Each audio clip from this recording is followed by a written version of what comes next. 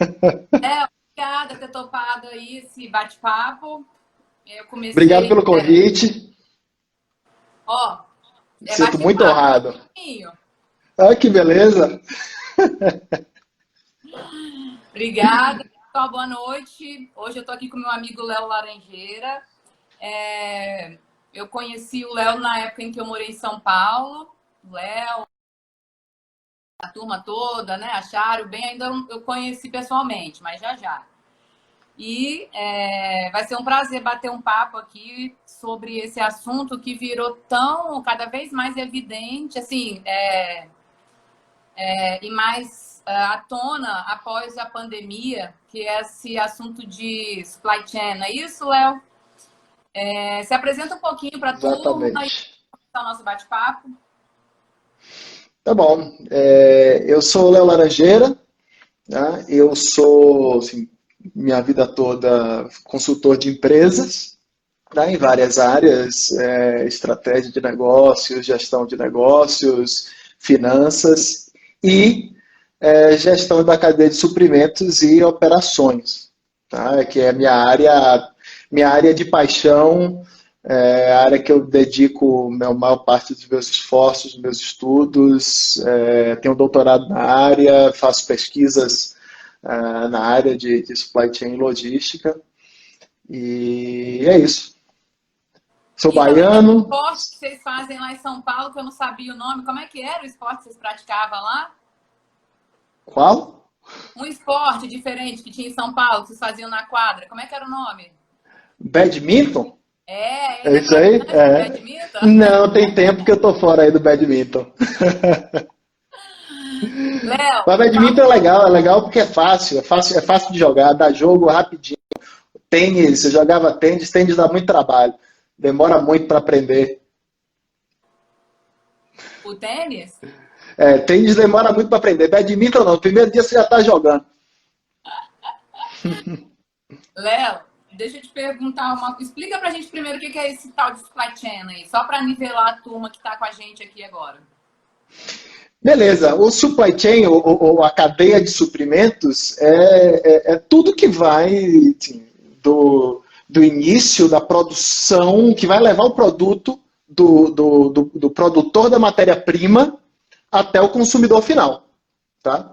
Então, neste processo, podem ter várias cadeias de fornecimento. Então, fornecedor de matéria-prima básica fornece insumos para um fabricante de peças intermediárias, que fornece para o fabricante do produto acabado, que fornece para um distribuidor, que fornece para o varejista, que fornece para o consumidor final, por exemplo.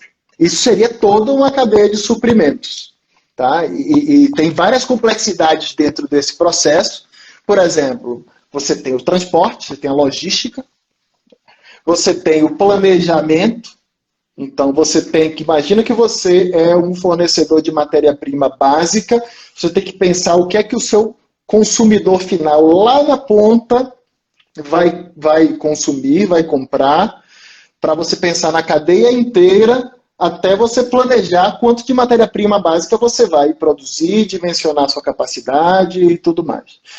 Então você tem que pensar nisso, tem que pensar na fabricação, na operação dentro da empresa, tem que pensar na parte de compras, tem que pensar na parte de vendas, tem que pensar na ligação disso e fornecimento de informações para o financeiro, e por aí vai. Então, assim, envolve uma interconexão, é um sistema de coisas totalmente interconectadas. Tá? Ô, Léo, por que esse assunto ficou tão em voga durante a pandemia? Por que se ouvia tanto falar sobre esse assunto? Explica um pouquinho aí. Por que ele, Tá. digamos, entrou na moda, esse assunto? Por Tá. conta da Então, pandemia? vamos lá.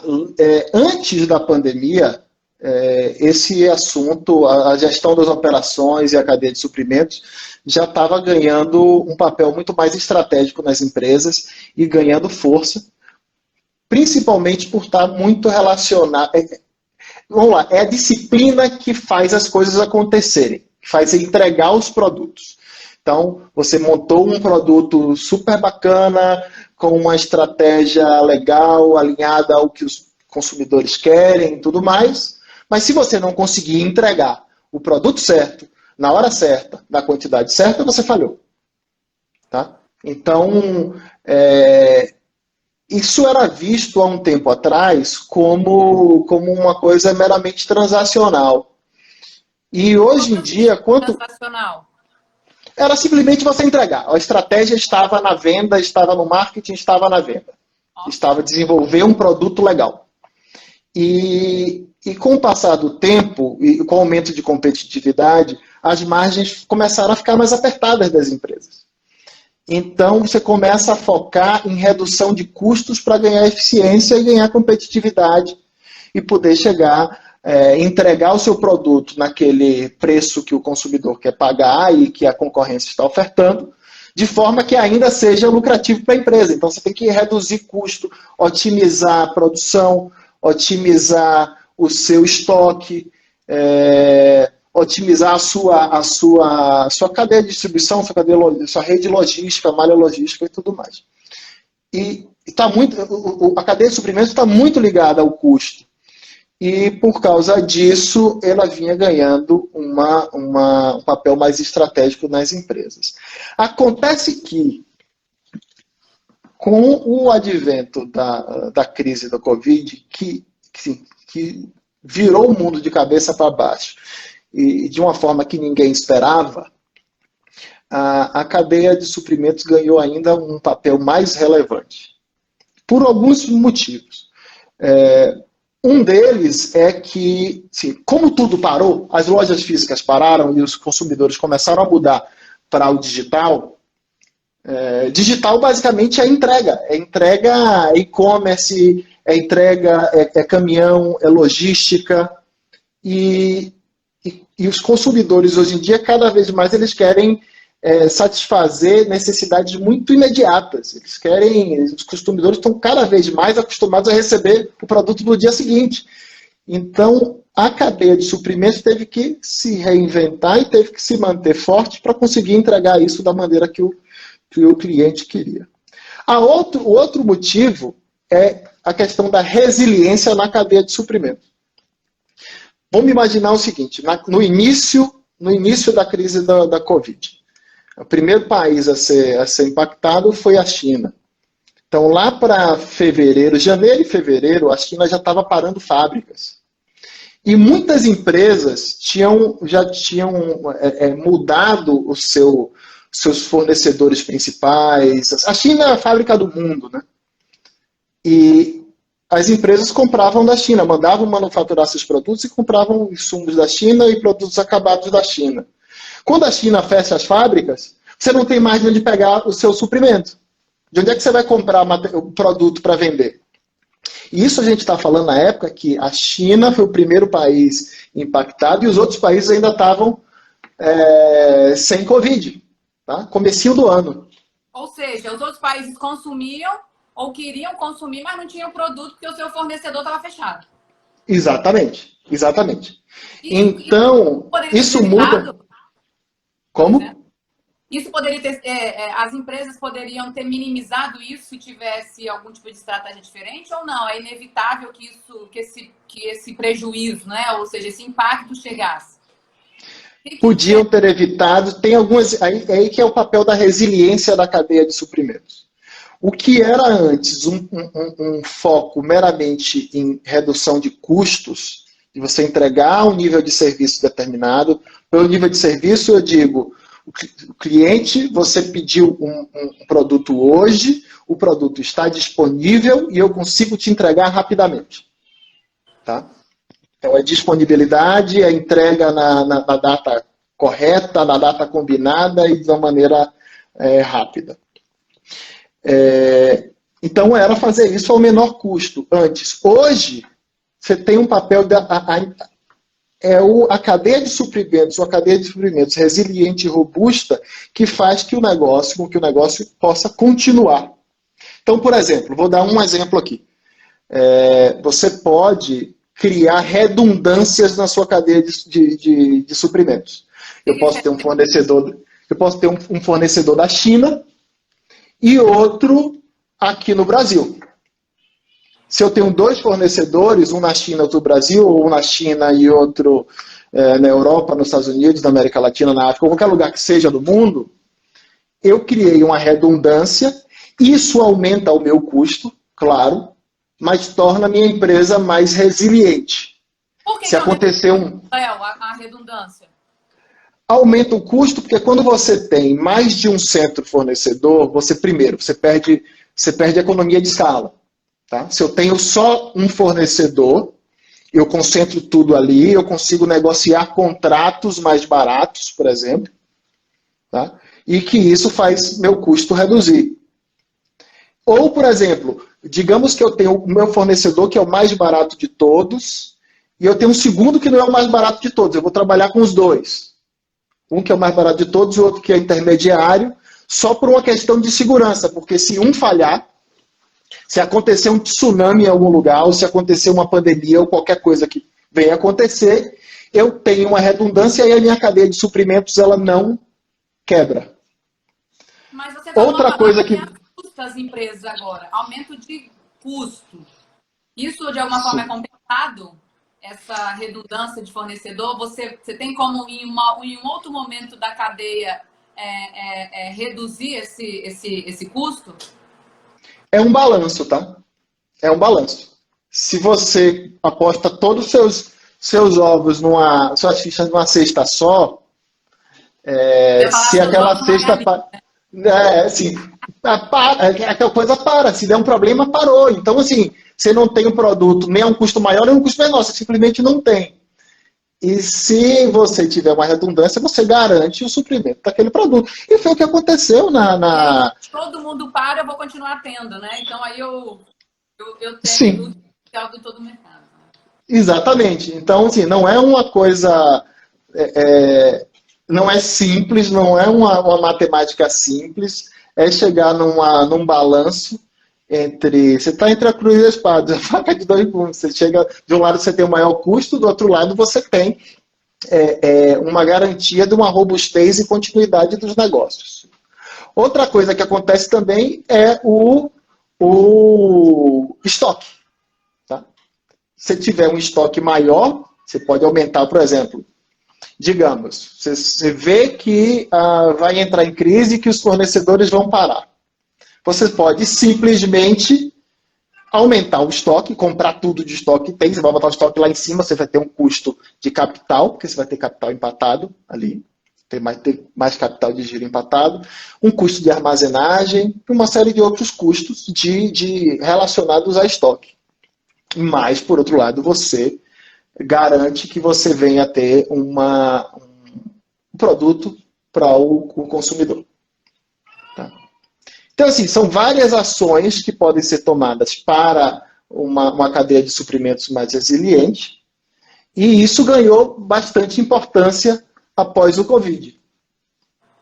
Tá? Ou seja, você acha que as pessoas agora começaram a acender a luzinha de que é preciso ter um planejamento eficaz no que se refere a toda a estrutura da cadeia, e não só, como você falou, só tem o produto e toma aqui, né? E aí, então, é possível, você acredita que nesse período aí, principalmente, vamos falar assim, no pós-pandemia, né? Que a gente não sabe quando vai acabar, mas enfim, você acha que essa cultura do planejamento de toda a cadeia, né, como você falou no início, que é desde a matéria-prima até a entrega do fornecedor, ela ainda permanece? Você acha que vai ter uma mudança de comportamento da empresa?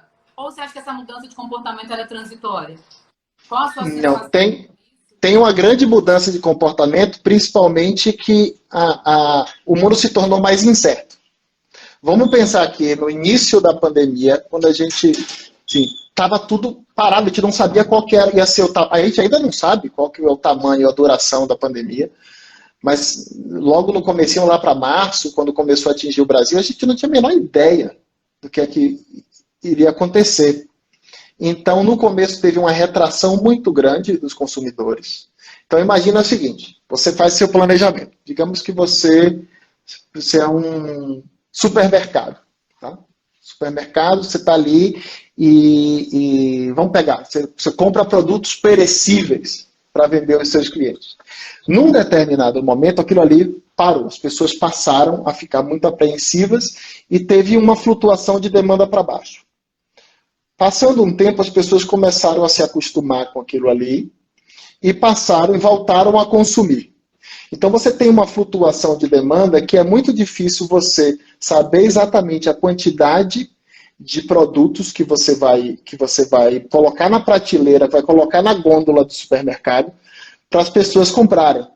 E aí com isso o que acontece? Ou falta produto, se você for muito tiver muito conservador e ficar com medo de colocar produto na prateleira porque você não sabe o que vai acontecer, ou se você colocar produto demais, o produto vai estragar, você vai jogar fora e vai perder dinheiro também.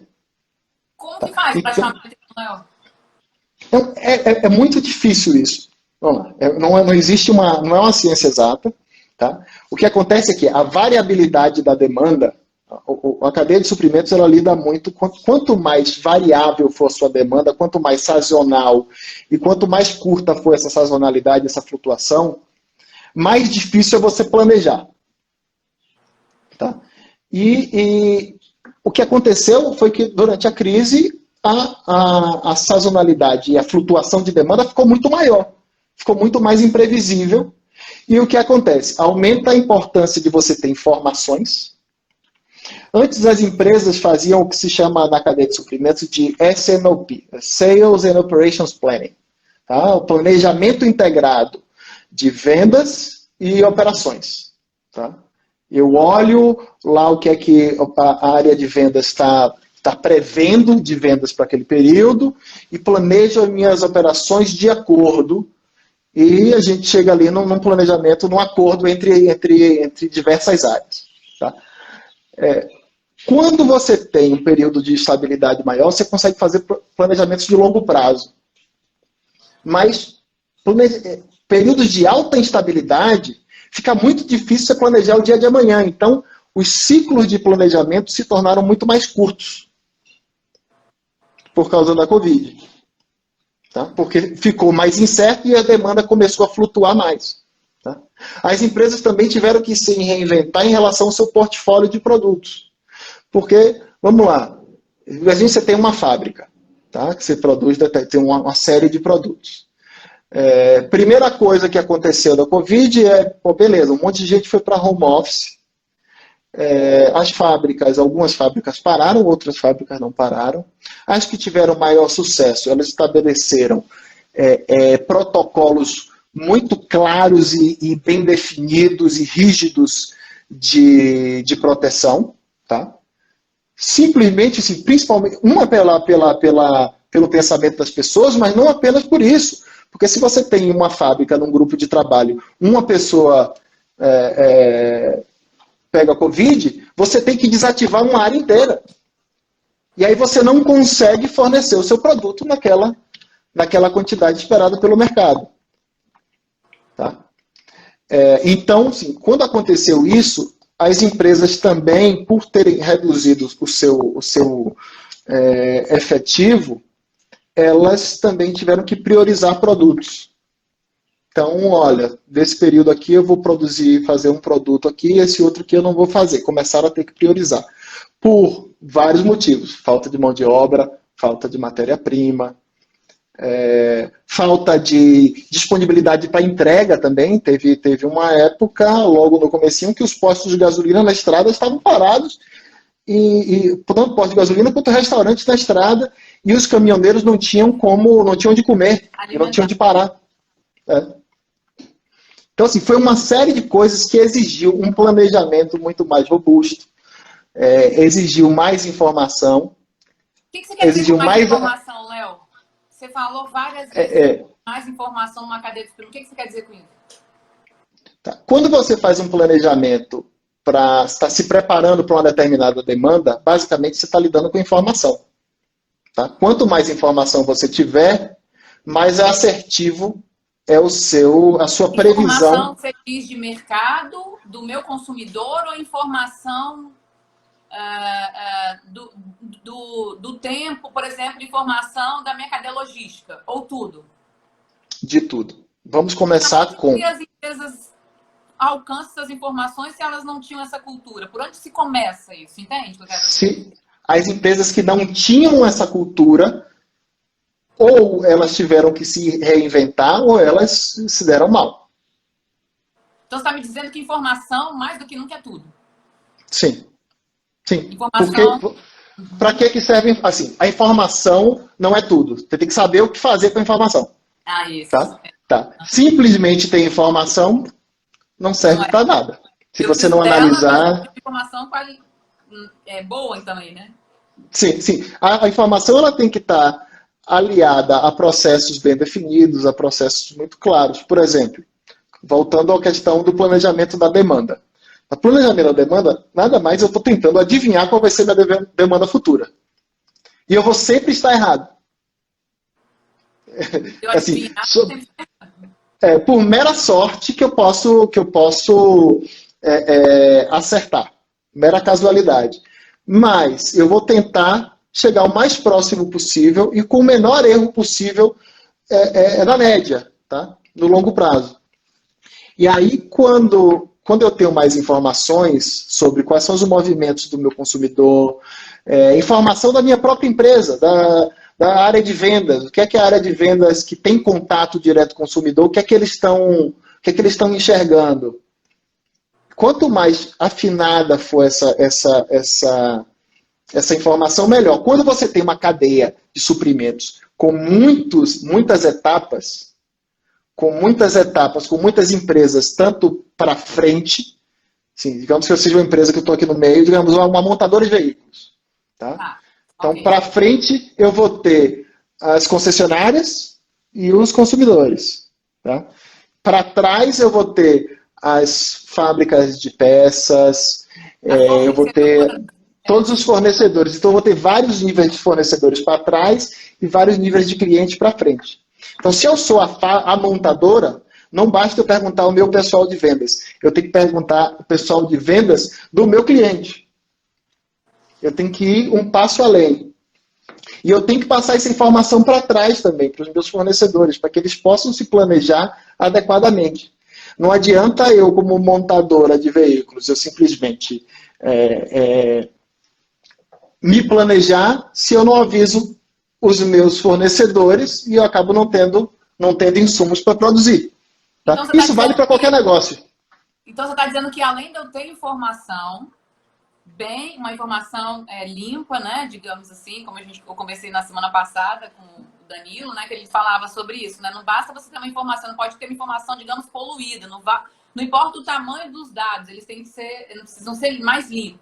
Você está dizendo que para ter, por exemplo, um planejamento eficiente numa cadeia de suplementos, eu tenho que ter informação e, nesse caso, para ela ser mais eficaz, eficiente, não sei se é a terminologia, eu preciso compartilhar essas informações com todos os outros, seja o meu cliente ou o meu fornecedor. É isso? Ou seja, eu não manipulo informação. Nesse caso, claro, a informação necessária, né? Quanto mais eu transformo essa informação em ativo, é bom para mim. Ou seja, eu colho os frutos, é isso? Sim, sim. Na verdade, sim, precisa de um alinhamento de informações. Tá? Existe uma coisa na cadeia de suprimentos que é chamado de efeito chicote. Tá? O efeito chicote é o seguinte, vamos imaginar um chicote, quando você faz assim com o chicote, no comecinho dele, ele faz uma onda pequena. E essa onda ela vai crescendo, crescendo, e quando ela chega lá no final, ela tem essa onda, a onda é amplificada. Tá? A variação da ponta do chicote lá embaixo é muito maior do que a variação ali no comecinho do punho da empunhadura do chicote. Tá? Okay. E isso é exatamente, existem várias pesquisas comprovando isso é provado matematicamente, que quanto mais variação você tem em uma ponta da cadeia de suprimentos, mais variação você provoca nos outros elos da cadeia. Se você é um varejista e hoje você está vendendo laranja, hoje você compra 10 sacos de laranja, amanhã você compra 2, no outro dia você compra 50. e se cada dia você muda isso com muito bruscamente, os seus fornecedores começam a ficar loucos, né? Então eles começam a reagir ou para cima ou para baixo, eles super reagem. E cada elo que você vai passando na cadeia, essa reação ela vai se amplificando. E com Negativamente isso, a depender, né? Ou positivamente. sim, uma das formas de você alinhar, melhorar e reduzir esse efeito chicote é justamente a troca de informações, o alinhamento de informações entre todos os participantes da cadeia. Quanto mais a informação for compartilhada e alinhada e todo mundo trabalhar com a informação o mais próximo possível, mais sucesso geralmente você consegue. E sucesso em termos de redução de perdas de produto. Essas perdas podem acontecer de duas maneiras. Ou é um produto que você deixou de vender, porque o cliente bateu na porta e você não tinha o produto para fornecer. Ou é um produto que você morreu com ele na prateleira, porque você colocou o produto demais e ninguém comprou. Entendi. Então, essa ideia, muitas vezes, que se tem, principalmente em empresas familiares, né, que nasce com o pai, depois vem com o filho, com o neto, etc., de que informação é só minha, mais ninguém, porque isso é o sucesso do negócio. Hoje existe evidência na literatura que não é mais bem assim, né? Você tem que entregar para o mercado a informação necessária, e aí eu não estou falando de investimento em si, mas estou falando do fornecedor, né, e cliente, as informações que ele precisa até para impactar no negócio dele, na venda dele, né? Isso não quer dizer que Exatamente. estou abrindo informação para o meu concorrente. Quer dizer que eu estou dando uma informação para o mercado, nesse caso, dentro da cadeia de suprimentos, que ela vai trazer impacto positivo para mim. Então, aquela ideia dos nossos avós, que na verdade tem muita gente até hoje, que a informação é minha de mais ninguém, ela pode levar ao fracasso do negócio. Eu posso entender dessa forma ou não? É isso? Sim, sim.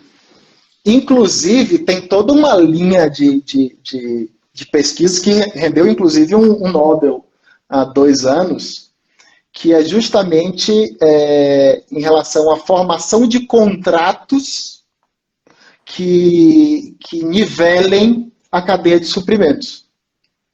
Como? Fala de Então, novo. Como? a formação de contratos. Então, o estabelecimento de termos contratos visando a estabilização da cadeia de suprimentos. Eu acho que Então, por travou aqui. exemplo,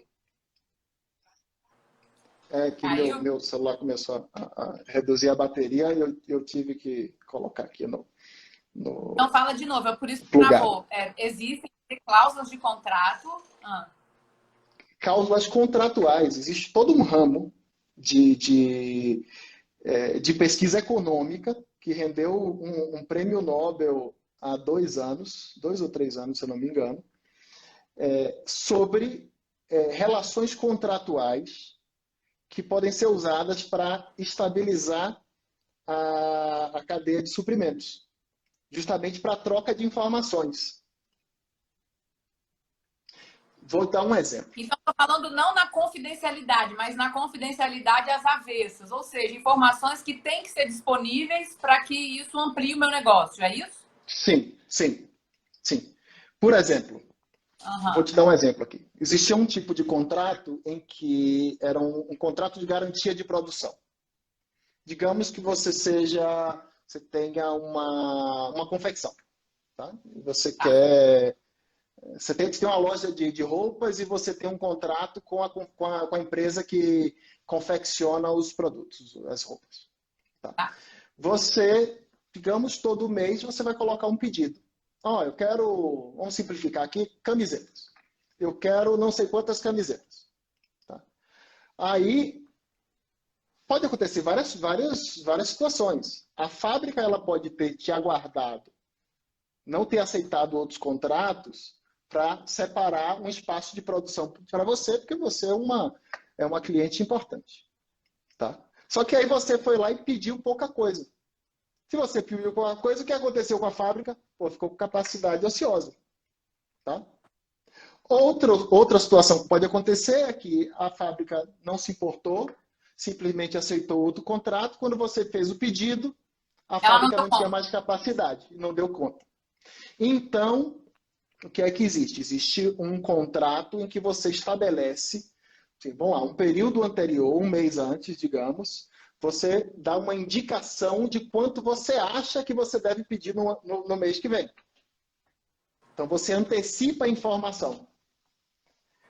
Só que aí tem várias formas disso se estabelecer. Eu posso estabelecer um contrato de produção mínima, por exemplo.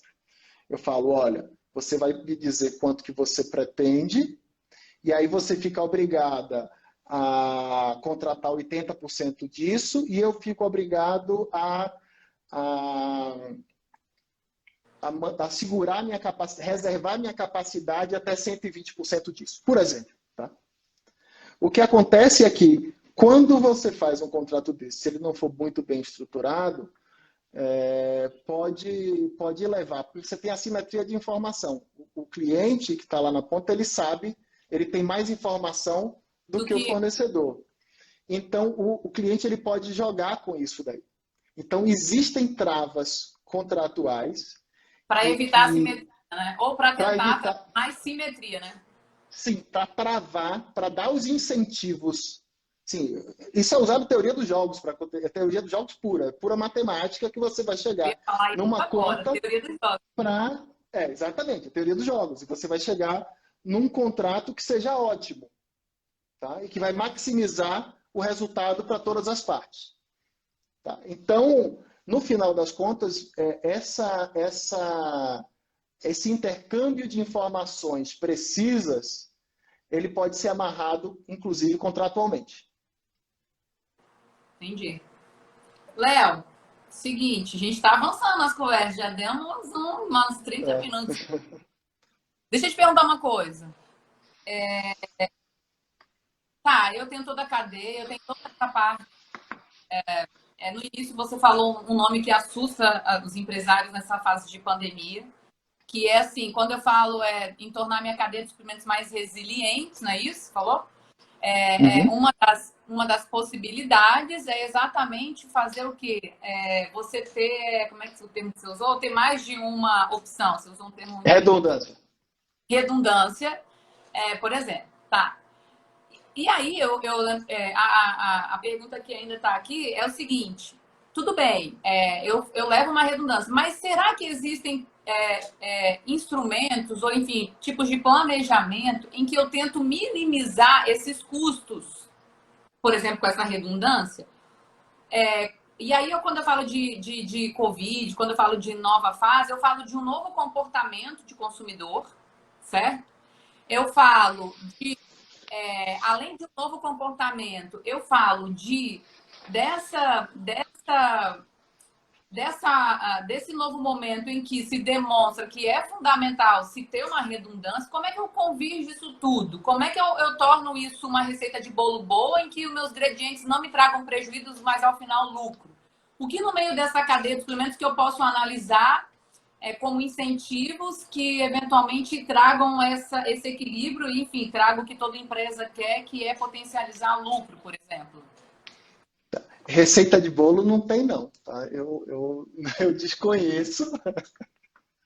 Gostaria que tivesse, mas. Pronto, ou seja, não é matemática, mas me traga, mas você vai ter algumas evidências, né? Afinal, você falou que é um estudioso no assunto, me ajude com isso aí. Não, eu sou estudioso do assunto, mas eu não sei tudo, tá? Estou longe de saber tudo. Mas assim, cada caso é um caso. Isso tem que ser analisado cada caso a caso. Tem várias, de setor a setor, de mercado a mercado. Não tem uma receita de bolo para tudo. Eu diria que a resiliência passa por diversos aspectos, entre você escolher o seu fornecedor, escolher os seus canais de vendas, se tornar ágil. Tá? A agilidade é uma outra coisa. Agilidade e flexibilidade para conseguir mudar. Tá? Isso também existe uma balança entre custo e agilidade e custo e flexibilidade. Como assim, Léo? Por exemplo, vamos lá. Eu posso ter uma fábrica, uma operação que só faz uma coisa. Vamos lá, uma transportadora. Eu posso ter uma transportadora que só transporta pallet. Se eu só transporto pallet, como é que eu vou operar? Eu vou carregar o caminhão com a paleteira, pego o carrinho, coloco o pallet lá dentro, coloco de volta, coloco dentro do caminhão, o caminhão chegou do outro lado, eu chego com a paleteira também, tiro e coloco do outro lugar. O pallet, ele tem uma dimensão padrão. Tá? O pallet brasileiro, por exemplo, ele tem uma dimensão de 1,20 de largura. Tá? Então, você sabe exatamente quanto que você vai ocupar do caminhão. Tá? Agora, se você pega uma transportadora de pallet e começa a jogar caixotes lá dentro, pacotinhos, digamos, o que o mercado chama de parcel, tá? Que são os pacotinhos. Pacotinho é aquilo que você compra no e-commerce. Você comprou alguma coisa no e-commerce, vai chegar num pacote. Pacote grande e pacote pequeno. O pacotinho, ele é transportado de uma forma diferente. Ele pode ir num pallet, pode não ir no pallet, mas você tem que separar os pacotinhos, você tem que fazer uma triagem desses pacotinhos para direcionar cada um para onde que ele vai. Né?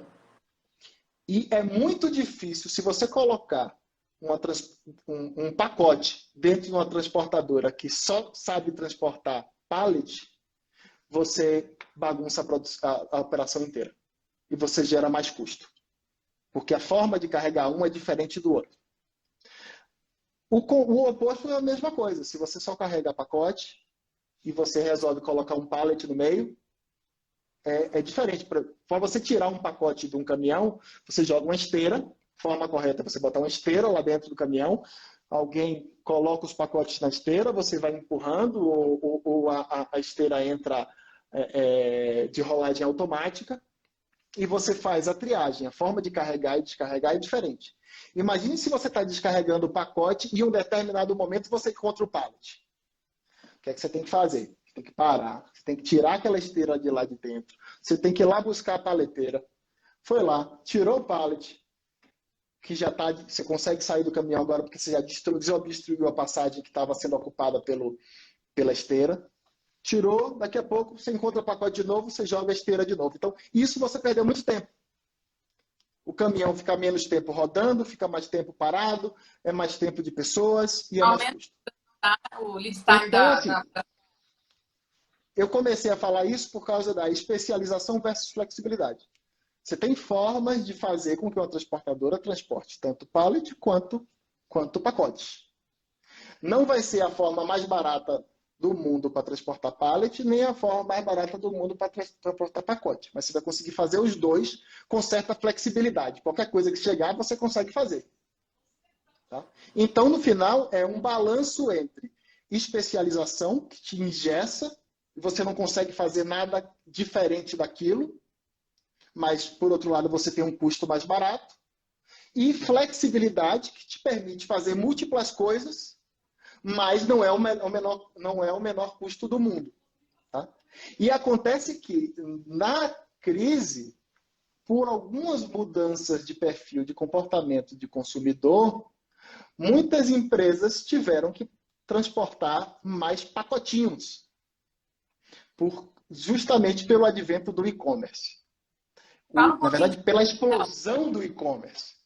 As lojas físicas, muitas lojas físicas fecharam, tá? Muitas que fecharam simplesmente pararam, empresas que sumiram do mapa. Outras se reinventaram. Como um caso que eu estava lendo recentemente de uma empresa que fornecia produtos, verduras frescas nos Estados Unidos, verduras frescas para restaurantes, supermercados e tudo mais. Quando teve a crise, a demanda dela caiu bastante. Que ela fez o quê? Ela pegou e redirecionou, tinha 20 caminhões, ela redirecionou a frota dela para entregar diretamente aos clientes, ao consumidor final, eliminou o intermediário e ampliou o seu portfólio de produtos e passou, inclusive, a vender peixe. Uou. Então, assim, a empresa se reinventou, mudou a sua forma de entregar. Vamos lá, essa empresa, ela vendia para poucos clientes. Quando você vende não vende para o consumidor final, você vende para atacadistas, para grandes restaurantes e tudo mais, no caso dessa empresa. Então, digamos que ela tinha poucas rotas de entrega diariamente. Só que agora passei a vender em pequenas quantidades. Eu E nessas pulverizei. pequenas quantidades, eu pulverizei. E agora eu tive que ter um planejamento muito maior para fazer qual que é a roteirização, melhor roteirização, o caminho mais curto para poder entregar os produtos aos clientes, por exemplo. Então isso mudou, ela teve que se reinventar. Isso foi muito dado à flexibilidade que essa empresa tinha, porque se ela tivesse todos os seus equipamentos, todo o seu planejamento muito engessado, ela não teria conseguido reagir a tempo e surfar a onda da crise. Essa empresa, por exemplo, que eu falei, ela surfou a onda da crise, se deu bem, e passou a vender mais, inclusive. Tá? Outras empresas outros varejistas que se deram bem na crise, e principalmente aproveitando o e-commerce, foram empresas que criaram o que se chama o centro, o coração da cadeia de suprimentos é o armazém, é o centro de distribuição. É onde você coloca os seus produtos e dali você vai levar para o consumidor final, para os varejistas e tudo mais. Tá? Muitas empresas começaram a usar as lojas físicas que haviam fechado como centros de distribuição. Tá? E a outra coisa que aconteceu, como as pessoas deixaram de comprar em lojas físicas, as pessoas passaram a comprar mais online. Então, o e-commerce teve um crescimento absurdo. O e-commerce teve um crescimento absurdo.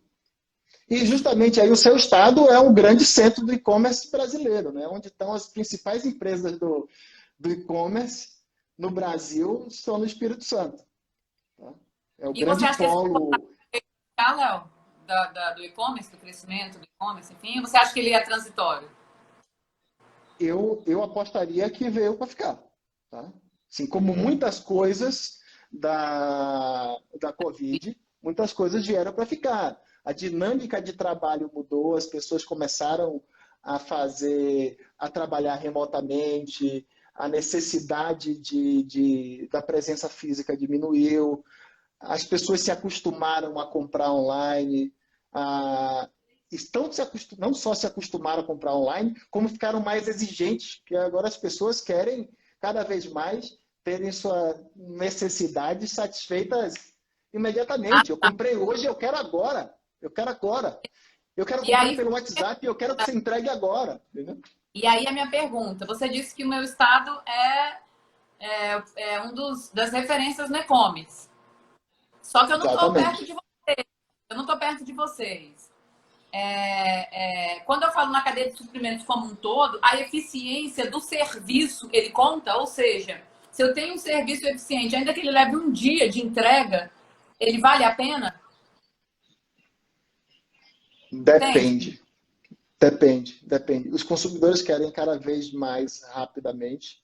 Alguns são mais sensíveis a preço, alguns preferem, se tiver R$ 1 a mais para entregar no mesmo dia, o consumidor prefere esperar e ter entrega longa. E tem outros que não. Eu quero agora e eu quero o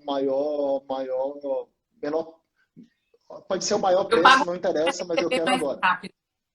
Exatamente. E aí vem toda a importância de você ter uma logística eficiente e um nível de serviço que propicie um nível de serviço adequado para um consumidor que cada vez mais é exigente e que cada vez mais está comprando online. Então veio para ficar essa tendência. Acho que veio para ficar. Veio para ficar. Na verdade, isso só acelerou. Já era uma tendência, tá? Tem alguns países que estão mais à frente, por exemplo, eu morei nos Estados Unidos em 2015, 2016, e naquela época já não tinha muitas lojas físicas na rua. Muita coisa já era comprada quase que exclusivamente, eletrônico, por exemplo, era quase que exclusivamente online. O Brasil estava atrás, mas agora já está muito próximo do que eram os Estados Unidos nesse aspecto em 2016, 2017, por exemplo. As pessoas já estão se acostumando cada vez mais a comprar online. E não só comprar online, também tem o que chama de omnichannel, né? Que você pode comprar online e retirar na loja, ou você vai na loja, vê o produto, depois vai online e compra. Ou você compra e aí ele te entrega em casa, você não faz mais nada. O produto Sim, chega você antes de compra na você. loja, ele te entrega em casa. Sim, esse é o omnichannel, que o centro, o local de compra, o showroom e o local de entrega, eles podem ser qualquer um, eles não precisam ser todos no mesmo lugar. Eu não preciso ver o produto, comprar e retirar no mesmo local. E isso gera Léo, mais complexidade ainda para a cadeia de suprimentos. por exemplo, como assim? Eu já ia mudar a pergunta, mas por quê? Sim, se eu faço isso, se o cliente só vai lá ver meu produto, tocar no meu produto, mas ele não compra ali na loja, ele vai na internet e compra, onde é que deve estar meu estoque? Na loja ou no meu centro de distribuição? No seu CD, em tese, né? Né? Então eu tenho uma comunicação integrada perfeita, né? Sim, quanto mais integrado eu tiver nas minhas informações, quanto mais rápido eu for na minha entrega e no minha realocação de estoque, mais flexível eu vou ser, melhor vai ser meu nível de serviço.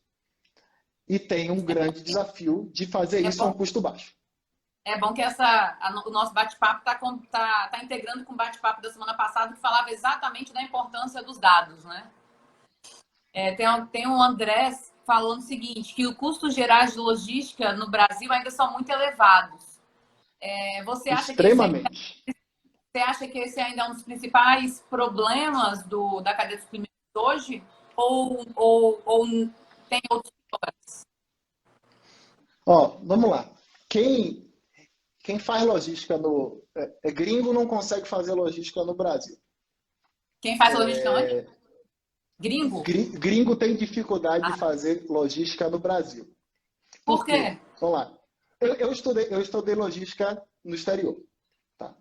Ok. E quando você aprende o quê? Você aprende que eu vou desenhar uma malha logística, eu vou reduzir o meu custo. Eu vou desenhar a malha logística para um determinado nível de serviço, velocidade de entrega, tudo mais que eu queira, tenha um menor custo. Tá? Aí você vai ter uma série de modelos de otimização que você usa para poder fazer um cálculo daquilo ali, ver onde é que vão ser seus centros de distribuição, onde você vai levar de onde para onde e tudo mais.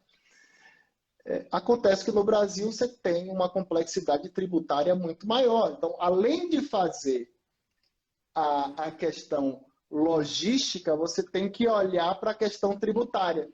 Porque você vai lá, olha, não, eu vou colocar meu centro de distribuição aqui porque está mais próximo do mercado consumidor. Mas o outro estado está me dando um incentivo fiscal e eu vou para lá. E é por causa disso, às vezes, você não tem o menor custo logístico, mas você tem o menor custo tributário que acaba reduzindo o custo global. Outras coisas que acontecem. A logística no Brasil ela é muito baseada em estradas, tá? Ela é muito rodoviária, que também é bastante custosa. O que mais? A gente tem alguns centros de alta demanda, mas dependendo da região onde você quer servir, é muito difícil, por exemplo, tem muitos lugares remotos.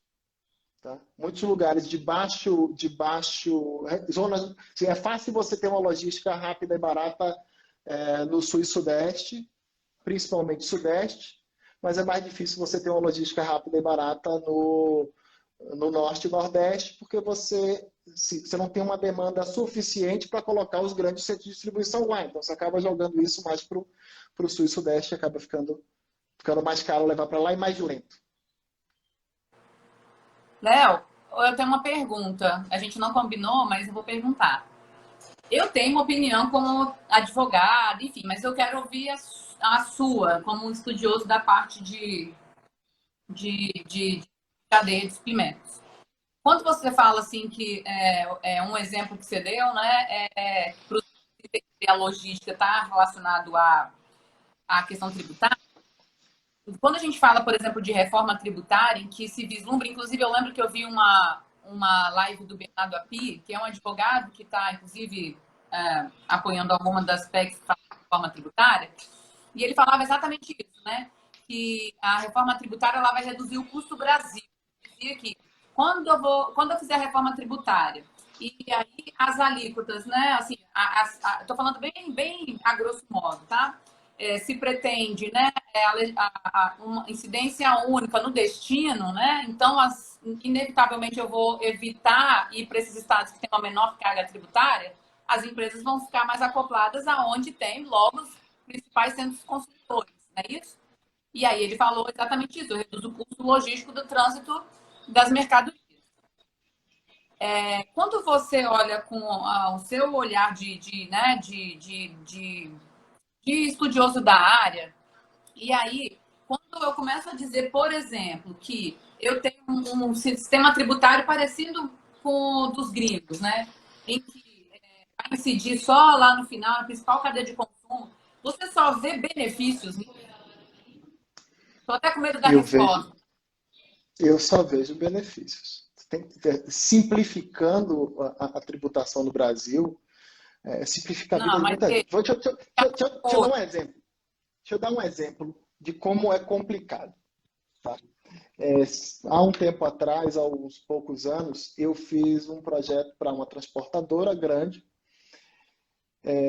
e que envolvia redesenho da malha logística, definição de onde eu ficar os pontos de transbordo, de onde você ia servir cada região, por exemplo, se você quisesse transportar um produto do sul até o nordeste, qual que seria o caminho a ser percorrido?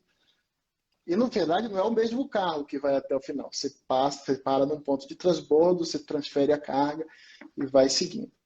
O que acontece no Brasil? No Brasil, você tem um CTE. Tá? Okay. Então, o CTE vai... Ele tem, o CTE, sei lá, o conhecimento de transporte, ele pode ter uma caixinha, 2 caixinhas, você pode ter 5 caixinhas compondo o mesmo CTE, ou uma caixinha só compondo o mesmo CTE, só que você não pode dividir o CTE em 2 carros diferentes. Para você garantir que uma carga vai chegar de um lugar, digamos, uma carga com pacotes múltiplos, com 10 pacotes soltos, que ela vai sair do Caxias do Sul e vai chegar em Petrolina inteira, toda no mesmo caminhão, todas com CTE juntinho, é um custo enorme, porque envolve uma série de checagens, você não segue o processo mais eficiente para fazer isso acontecer, você tem que ficar... Eu já vi gente em centro de distribuição catando caixinha no olho para garantir que, contando todas as caixas que estavam no caminhão, para ver se todos os CTEs estavam ali. E isso é um tempo absurdo que demora, e isso é custo, no final das contas. Você precisa de pessoas para fazer aquilo ali. Você só está dando certeza na minha tese que eu vou falar daqui a pouco. Até agora você... Mas ok. Aí a minha pergunta é o seguinte. Mudei o sistema tributário no Brasil, agora eu só vou recolher. Eu vi alguém que falou que o mundo... Como é que é?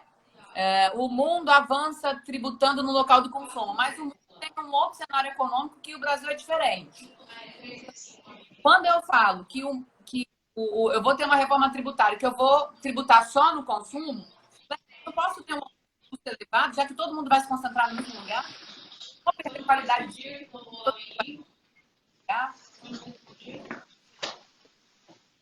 Você me deu um exemplo excepcional.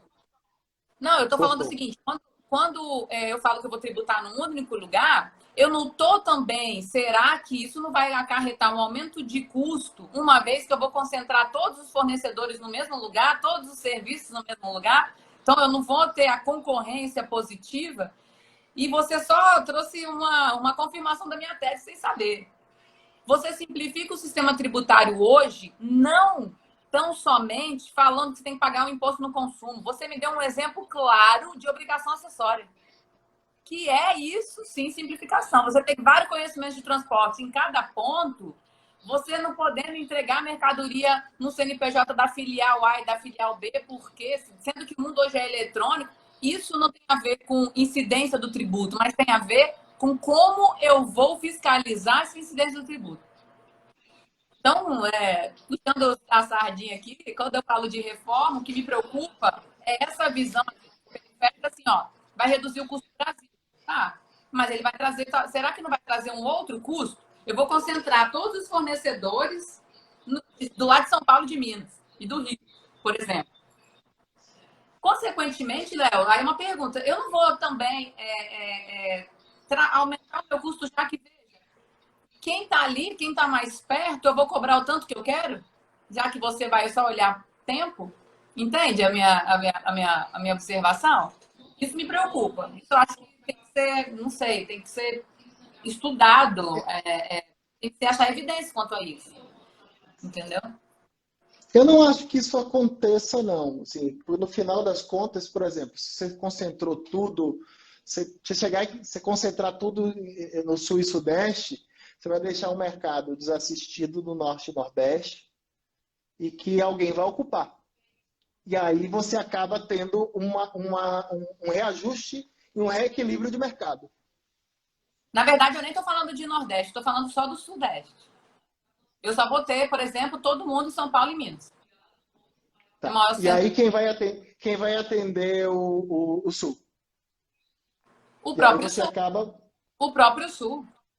Então acaba que você faz uma mudança, alguém vai ocupar aquele mercado e o mercado ele se reajusta. Porque a partir do momento que você concentra em um lugar só e você deixa outro lugar desassistido, alguém percebe a oportunidade e vai lá e atende aquele mercado desassistido. Então, no final, você acaba tendo o benefício de ter uma malha logística mais eficiente, custos logísticos mais reduzidos, simplificação tributária, que hoje o custo de gerenciar tributos é absurdo. Eu até hoje eu não entendo de tributos e eu não consigo entender. Para mim é um negócio de outro mundo, é super complicado e eu sempre me bati com isso, sempre tive uma grande dificuldade para entender. Eu vou falar uma live sobre isso, mas assim, basicamente, eu acho que é essa grande confusão que se faz, entendeu? As pessoas associam que eles até usam como jargão, né? Manicômio tributário, né? Aos tributos em si. Mas, quando você vai pegar a literatura em que ela evidencia qual é o de gasto que as empresas perdem para entender, como você mencionou, não é com o que eu tenho que pagar, é como apurar, quanto pagar, ou seja, são as obrigações. Mas, enfim, esse é um próximo bate-papo que eu pretendo ter aqui, porque tem muitos mitos quanto à reforma, entendeu? Ah, vamos fazer um imposto só. Opa, acho que você simplifica mais rápido de outras formas, entendeu? Por causa da questão de tributária, tem muitos importadores, por exemplo, que fazem dropshipping nos Estados Unidos, por exemplo, e não faturam pelo Brasil, faturam lá fora, e enfim, no final das contas é menos movimentação no Brasil, porque você acaba achando os que conseguem alguma eficiência acabam achando brechas para poder fazer isso acontecer. Então, enfim, a gente tem uma carga tributária enorme, tanto de produtos importados quanto de produtos nacionais. Além disso, além de ser enorme, ela é complicadíssima. É super difícil entender isso. Não sei como é que você entende esse negócio. É muito mais complicado do que logística. Não é nada. Tá? Porque, assim, se fosse simples, se tributação fosse simples, simplesmente faria, vamos lá, a malha logística mais eficiente de todas e consegue entregar baratinho, de forma rápida. Mas aí você joga tributo no meio de um negócio que já é complicado e exige um monte de conta para você fazer, você agora joga um outro fator que dificulta toda a análise. Léo, O vamos. Brasil não é para amadores. O Brasil não é para amadores. Mas também é o tamanho do Brasil, né? Vamos comparar o Brasil com... Não é muito difícil. É você importar só uma parte, por exemplo, do raciocínio dos gringos. Pô, os Estados Unidos eles têm um sistema diferente. Cada um é autônomo, autônomo mesmo. E você pega e compara o Brasil na parte de... Então, é bem complexo. Tem uma pergunta aqui, Léo, rapidinho, que fala assim, ó. O quanto a deficiência em logística atrapalha o nosso agronegócio? Você consegue responder essa fala rápido? Olha, quando você tem uma ineficiência logística, é muito mais difícil você transportar o produto do ponto A para o ponto B. Tá? E acontece que quando você faz isso, o produtos perecíveis, por exemplo, vamos pegar agronegócio perecível, fica muito mais difícil você levar de um lugar para o outro.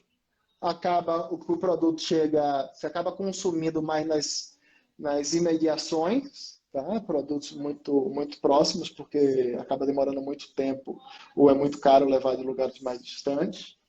Esses são alguns exemplos. Você transportar grandes produções, apesar de a gente ter hoje um real desvalorizado, que a gente fica competitivo internacionalmente, nosso custo é muito alto e acaba reduzindo a margem dos produtores, por exemplo. E o rodoviário também, como uma das principais formas, também se atribuir a um gargalo? Sim, sim. O rodoviário, a dependência do transporte rodoviário complica bastante a logística do Brasil. Sim. A malha é complicada, as estradas são ruins. A malha aérea agora também está mais complicada, tá? Que antes, pelo menos, a gente tinha até uma malha aérea razoável, mas a malha aérea agora está mais complicada. Por causa da Teve um pandemia? dia que eu fui... Ou aumento de Por causa da volume? pandemia. Por causa da pandemia, principalmente. Muitas rotas foram canceladas. Muitos produtos que viajavam na barriga do avião de passageiro, não cargueiro, que o produto viajava no... Como? Aeronaves mistas. É passageiro e carga. Sim, sim. É como a maioria das aeronaves. Não valia a pena o voo só para a carga, né? Não batia o custo. Tá bom. Exatamente. Não tinha pensado. Tá bom. Tá. Tudo faz diferença, né? É muito detalhe. Por isso que você falou que não tem receita de bolo, né? Exatamente. O produto vai ter que analisar como chega, por onde passa, quem está para trás, quem está para frente. Exatamente. Léo, você quer fazer alguma fala final? Não, é isso. Acho que assim, a conversa é conversa interminável. Se deixar, a gente fica aqui o dia todo. Assim, tem muito assunto. É um tema super complexo, é uma disciplina super complexa que envolve vários temas. Tem ligações tributárias, tem implicações econômicas e uma série de coisas, e que tem assunto para conversar aí durante bastante tempo. Mas eu gostei da parte que você falou que o Espírito Santo é o grande centro do e-commerce. Isso é bom, eu gostei, tá? Sim, sim.